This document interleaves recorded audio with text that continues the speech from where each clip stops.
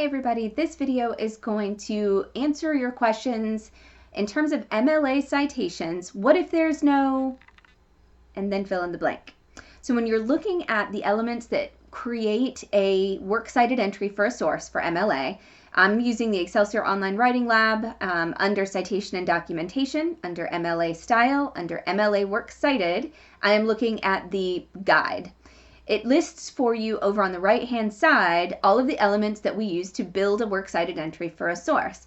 But what happens if some of the elements are missing? So for example, what if you have a source that doesn't have an author, or it doesn't have a version or an issue number or other contributors?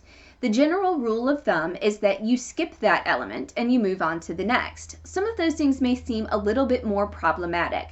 So for example, if there is not an author for a source, most people want to immediately jump to the publisher as the author. So for example, the National Institutes for Health or the Centers for Disease Control. I see those a lot in MLA citations listed as the author.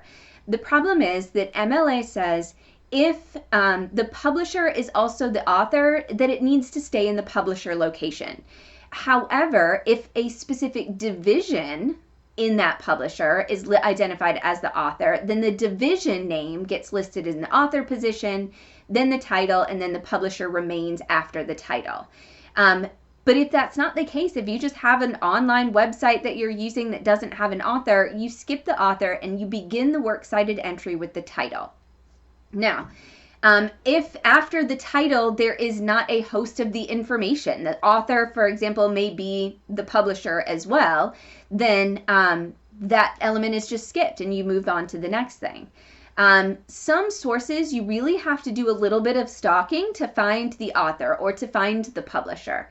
Authors may be located at the very bottom, so if you scroll all the way to the bottom, look for any places where you can open more boxes and click for more information. You might find your author in there.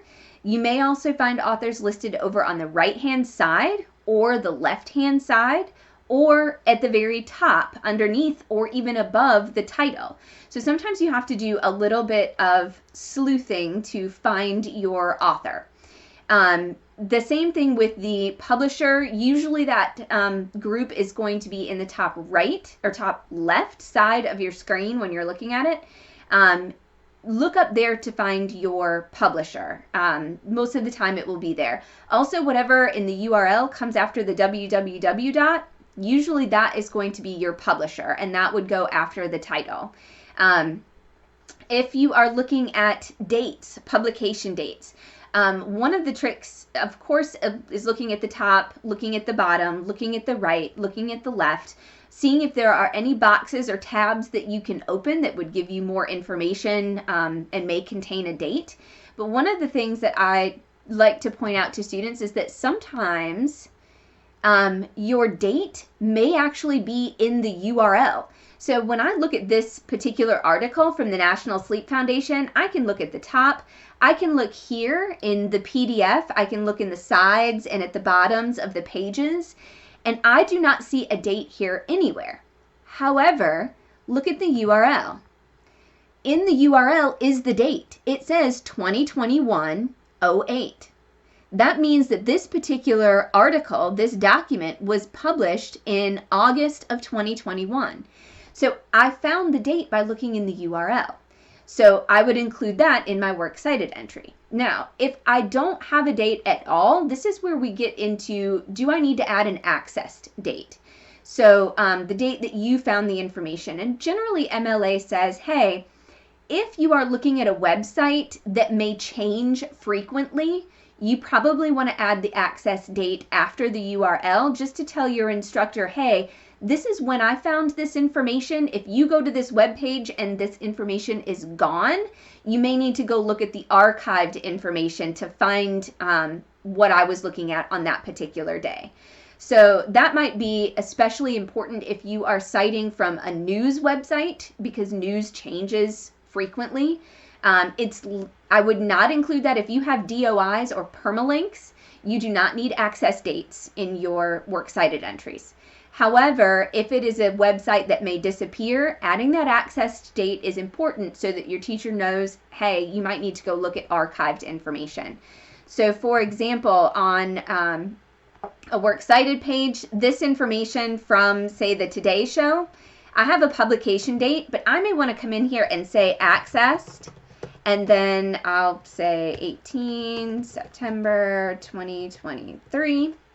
And I just put that in there to note, hey, this one I accessed it. If you go on here and it's gone, you would look under the archives for that date, and you can find this particular article.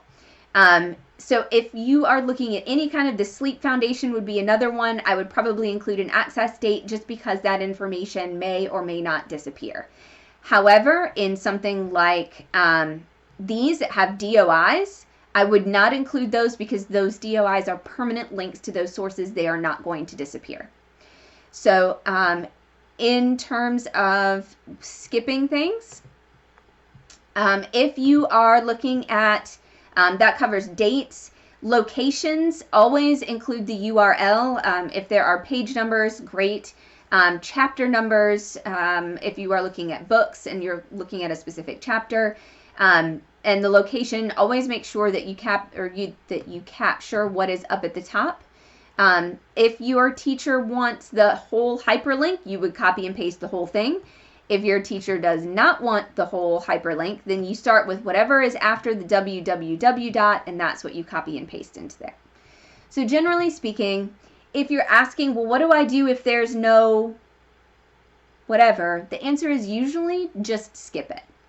I hope this gives you some examples for how to locate information if you're looking for it, and then what to do if it's just not there.